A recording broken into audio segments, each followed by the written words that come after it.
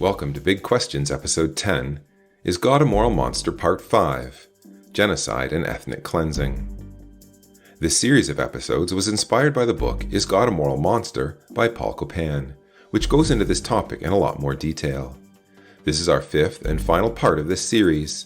If you haven't already watched parts 1 to 4, we recommend you watch those first before viewing this episode. In this session, we're going to take a closer look at the question of whether the God of the Bible condones genocide and ethnic cleansing. The new atheists will often quote verses like Deuteronomy 20 to show that the God of the Old Testament is a racially prejudiced ethnic cleanser. Deuteronomy 20 verses 16 to 18. As for the cities of these people that the Lord your God is going to give you as an inheritance, you must not allow a single living thing to survive. Instead, you must utterly annihilate them. The Hittites, Amorites, Canaanites, Perizzites, Hivites, and Jebusites, just as the Lord your God has commanded you, so they cannot teach you all the abhorrent ways they worship their gods, causing you to sin against the Lord your God. While this sounds pretty cut and dried, it will be important to get some context and background to really understand what is going on here. Firstly, it is worth noting that the Canaanites in Joshua's time suffered the consequences of their own actions, not a cruel invasion by a foreign people. God says, "Therefore the land has become unclean, and I have brought the punishment for its iniquity upon it, so that the land has vomited out its inhabitants." Leviticus 18 verse 25. Was this fair of God to act in this way? Well, the Canaanites should have known better. Their ancestor was Canaan, who was the grandson of Noah. Therefore, he would have been very much aware of the consequences of disobeying God, since he grew up in the only family that survived the flood. In fact, the king of the Jebusites, back in Abraham's day, was also the priest of God. And Abraham and Lot preached extensively all across the region. God did a number of miracles through them, and all the Canaanites saw God's judgment poured out upon Sodom and Gomorrah. So they knew exactly what happened to the people who disobeyed him. They had no excuse. Therefore, Joshua was God's instrument to bring punishment upon a disobedient nation. This is a timeless principle.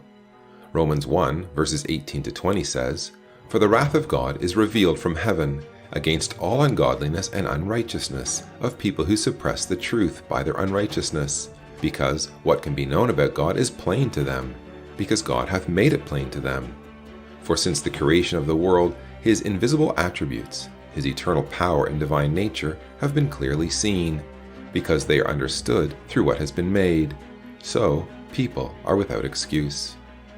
It is also important to consider that God waited over 400 years between giving the command and acting on it. Why did he wait? Because he is merciful and long-suffering. In fact, when he made the promise to give Abraham's offspring the land, God told Abraham that it would not be until the 4th generation that they would come hither again. For, he says, the iniquity of the Amorites is not yet full. Genesis 15, verse 16. That is, God would not act against these people until their wickedness reached a level he could not tolerate. Interestingly, God would bring about the same judgment upon his own people Israel if they behaved like the Canaanites they dispossessed. See Numbers 33, verses 51 to 56. Significantly, God's call to battle, for example in the time of Joshua, was unique to the nation of Israel. Such a command isn't an enduring, universally binding standard for all time and all cultures. In fact, it wasn't even a permanent fixture in Israel's story after the time of David.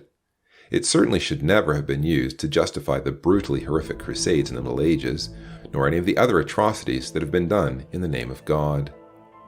In addition to that, the nation of Israel was not allowed to have a standing army, and were not to be reliant on horses and chariots. Only prophets, under divine revelation, made the call for war, not kings, not priests, not tribal leaders. And the victories that Israel's non-professional ragtag army had against overwhelming odds clearly signaled that God was fighting for them.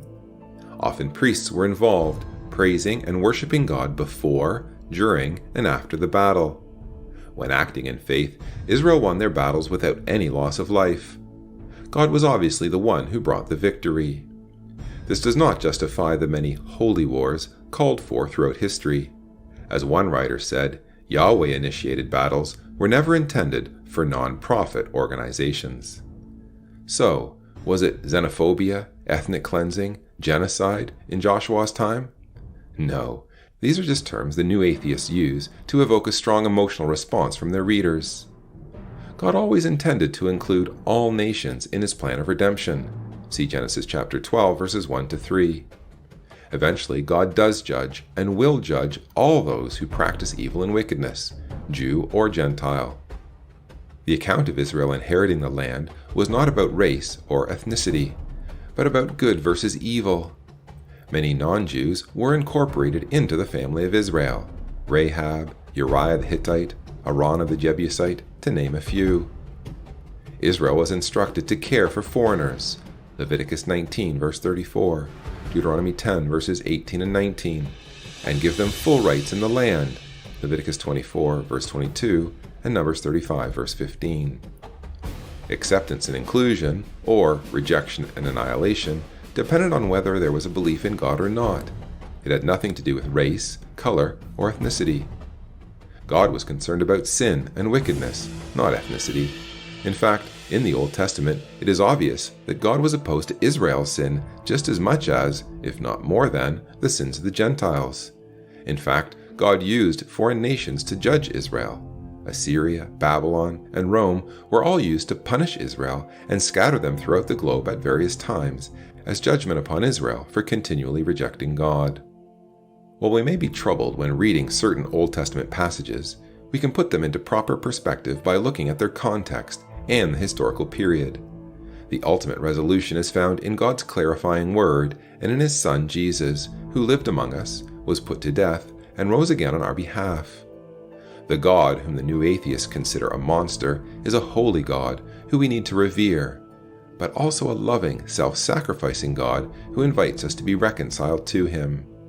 Remember what Dawkins said?